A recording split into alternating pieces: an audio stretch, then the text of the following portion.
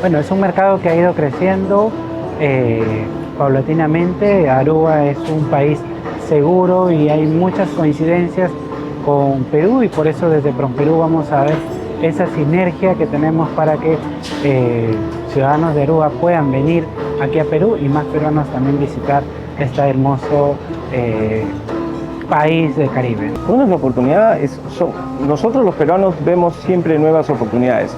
El Caribe es una oportunidad más que se nos presenta.